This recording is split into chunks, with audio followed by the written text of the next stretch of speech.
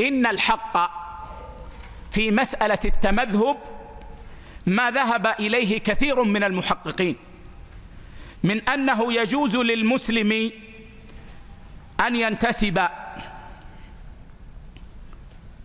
إلى أحد المذاهب ولا يجب عليه ذلك.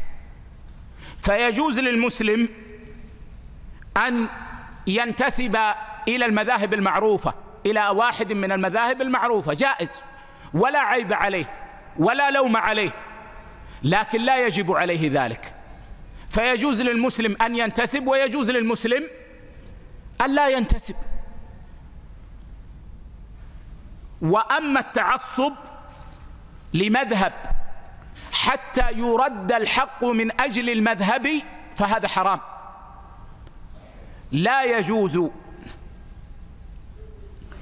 أبدا. بل إننا نقول إنه يجوز للمسلم أن يأخذ بقول أي عالم من علماء المسلمين المعتبرين إذا قام الدليل على قوله.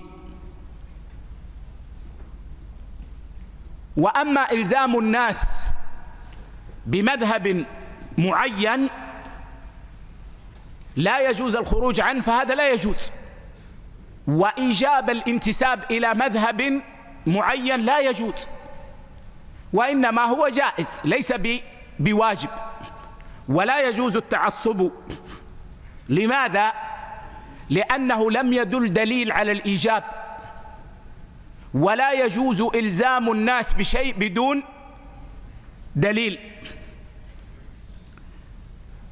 ولأن هذا لم يكن واجبا قبل الأئمة الأربعة، فكيف يكون واجبا بعدهم؟ هذا ما كان واجبا على صدر الأمة، فكيف يكون واجبا على المتأخرين من الأمة؟ الشريعة واحدة، ولم تأتي شريعة جديدة بعد الأئمة الأربعة. فما دام أن الانتساب إلى مذهب لم يكن واجبا قبل الأئمة الأربعة يقينا، فإنه لا يكون واجبا بعد الأئمة الأربعة يقينا. أيضا لو كان الالتزام بمذهب واجبا لكان مذهب الصحابة أولى من مذهب من بعدهم. والصحابة لا يستطيع أحد أن يقول إنه ليست لهم مسائل. الصحابة لهم مسائل كثيرة جدا.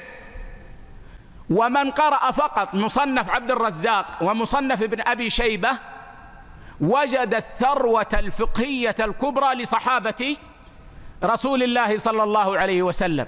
لا شك عندنا أن تقليد ابن عباس رضي الله عنهما أولى من تقليد الأئمة الأربعة، لكن لم يقل أحد من أهل العلم إن تقليد صحابي بعينه واجب.